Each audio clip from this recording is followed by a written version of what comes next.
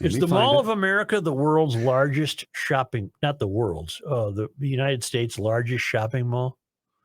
Could yes. It is? I'm going to go with yes, but I'll check for you. There was a shooting there on New Year's Eve, and then a shooting yesterday that caused panic and chaos as shoppers fled.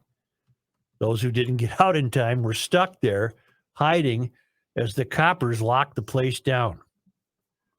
Video taken by onlookers shows a shooting or a guy firing 3 shots inside a Nike store. Are you all aware of this? Mm-hmm. Yeah. Mm-hmm. Isn't that a big deal? Yes. This didn't even make the front page of the Star Tribune. It's on the B section below the fold, as we say. And I find that very curious. Are they trying to downplay it? And it happened plenty early. They should have been able to get it wherever they wanted. It's below the fold. Gunshot and chaos at MOA. Hours afterward, Bloomington police were still looking for the shooter who fled on foot. Alpha News on their Twitter account 18 hours ago did post video of the scene at the Mall of America. Well, the news channels last night had video of the scene. Well, that's where I thought I saw this yesterday, because they were one of the first people to have this up online, the video anyway. It allowed me to develop a theory. A shooting at the Mall of America. Well, let me see if I can do the linking. We have a political class that is bent on socializing us and creating equity and making everyone as equally miserable. And in so doing, they've arrived at a variety of public transportation sectors, for example. There's a line that runs all the way to the Mall of America. And for the most part, it's been safe, but it also was a conduit for criminals to get to the Mall of America.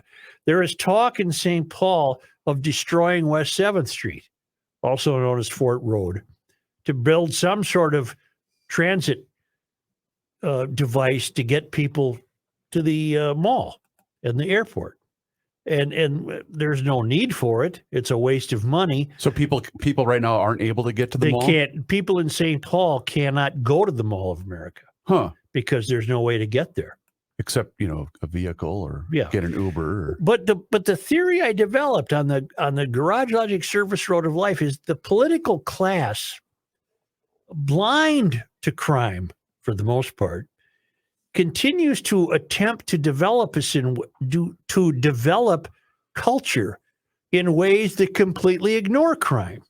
For example, let's say Ramsey County is successful and they build this new train or whatever it is they have in mind to destroy the businesses on West 7th Street. Let's say they accomplish that. And let's say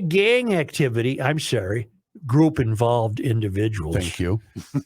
Let's say group-involved individuals have another dust-up at the mall. Or, God forbid, some explosive device goes off there, or what have you. No one will go there. So, therefore, the means you put in place to advance the idea of the culture you think we should have will prove to be fruitless because no one will use it to go somewhere where they face danger. We're seeing it right now with light rail. Right. You're seeing that right now. Go stand out here. There's a platform right outside of our building. I routinely see cars go by and they're not even 10% full. Well, what the political class does not do is take care of what they should be taking care of. Right. This is almost comical that there's 3 shots fired during the afternoon at the Mall of America inside a Nike store. Where were the violence interrupters? Where were the community-involved activists? They're on their way. Where were the people who wish to discuss group-involved individuals?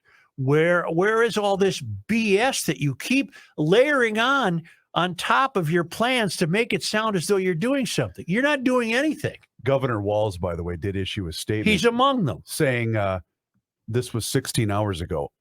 Tonight's violence at the Mall of America is unacceptable. These brazen incidents will not be tolerated.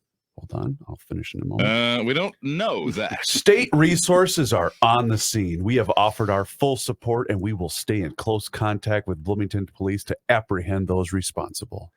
Okay, that's fine. He's not he's not lying, but Well, the whole point of him saying these are unacceptable, well, that's fine, Tim, but these keep happening. So Well, what do you mean they're unacceptable? well, plus he misses the larger point, as does any member of his party. You have been too soft on crime. Correct. Prosecutors have been too soft on crime. Judges have been too soft on crime. City ordinances have been too soft on crime. You keep electing people who elect the wrong. You're electing the wrong people. And the people we elect, they keep trying to bring about their vision of what the Twin Cities in this case should be like. This is true the closer you get to any of the country's tallest buildings. They keep trying to bring about a vision of what they think should be like. Thus, Mitra Jalali the other day tweeting, it's her dream that Snelling Avenue would be closed. Well, my dream is that the likes of Mitra Jalali would never serve in a city council position. Right. But the point is, they don't take care of creating an environment that would allow them to at least attempt to bring their cultural vision about. They're not trying to lay their foundations down on a safe basis. They're trying to lay it down and trying to pretend they care about the fact that people are shooting each other. And everything the mayors come up with is nonsense. It's just BS. It doesn't mean anything because you're too soft on crime. You don't punish people.